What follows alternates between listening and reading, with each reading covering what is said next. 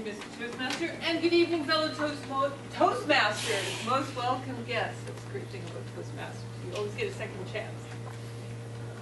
Tonight, we have a lot of guests, and I'm sure you might have heard about Toastmasters from a friend, a coworker.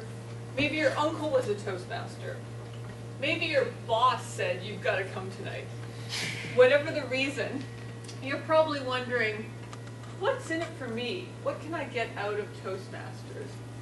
So I'm here to tell you 3 of the many benefits you can get from joining a Toastmasters club. I'm going to talk about stage time. I'm going to talk about how to be appropriate, when to use appropriate material, and making an emotional impact. So stage time. What do I mean by that? Stage time is right here.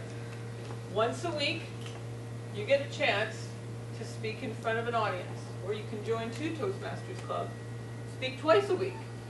But it's so important to have this time in front of an audience so you can practice your hand gestures, you can make eye contact with people, you can do all sorts of great things while you're learning to give a speech up here in front of a Toastmaster audience. And if you drop your notes, we might laugh at you, but only because we've been there before. And the support that you get in this environment can really help for you to grow as a speaker. But guess what? It's like going to the gym. Speaking's like a muscle. You've got to train it. If you go to the gym in January, and this is about the time of year where all those New Year's resolutions start dropping off and people stop going to the gym and eating well, and maybe you don't go to the gym until August. And then you say to yourself, why am I not seeing any improvement? What's wrong?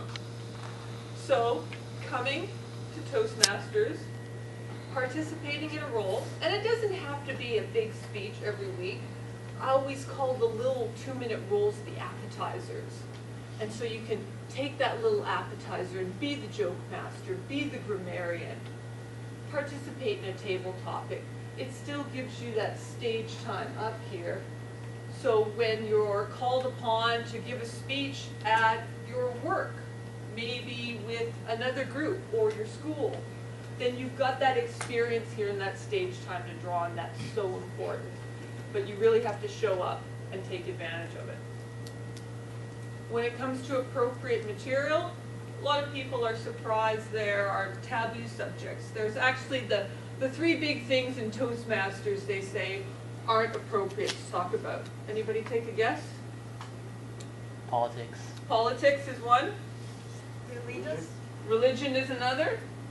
Sex. Sex makes up the 3rd one. Thank you. And it may sound funny, but a lot of people don't understand what's appropriate.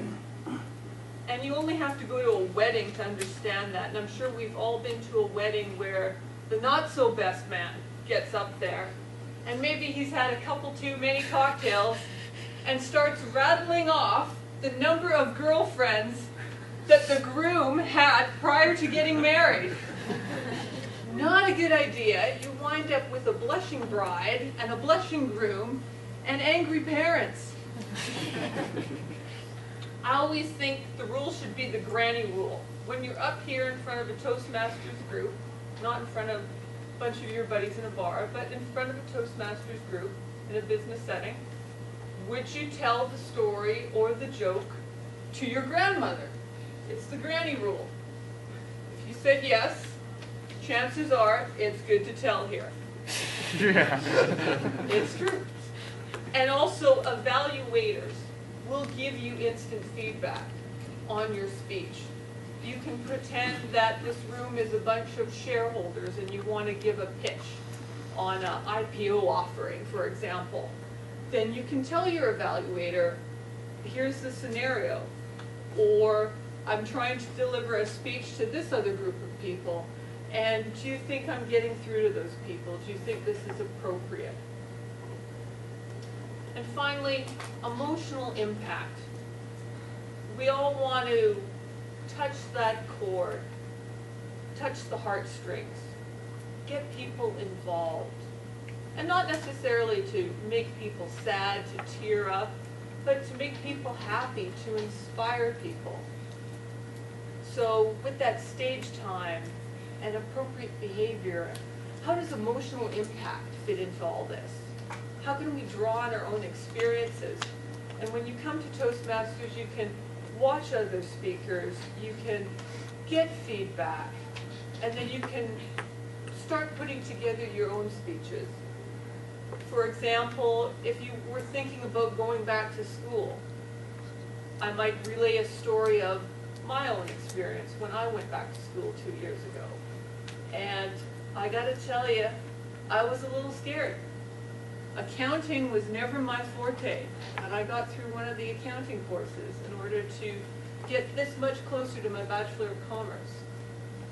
And if I thought accounting was tough, wait till you get to corporate finance. Has anybody taken a corporate finance course before? Corporate finance is like accounting on steroids, and I was terrified.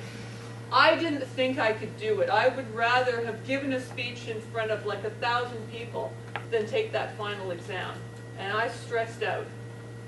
And I had 2 tutors, because one tutor could only work one day, one tutor could only work one day. And it sounds funny, but I had to get this done, because if I failed, I would have to repeat the course and I wouldn't be able to graduate with my friends.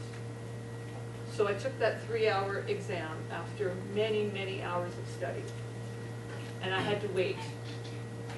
And then I got this email that's now framed. Hi, Sheree. The best part of my job is delivering great news. You passed the final with 60%. Edward. Such a little email, such a big impact on my life. And it changed my life. And I keep that as a reminder, because if there's something I'm up against in my life where I think, Sheree, that's it, you can't do it, I think of that and I draw strength from that. So it's 2013. When are you going to start doing something to improve yourself? The time is now. This is the place. Mr. Toastmaster?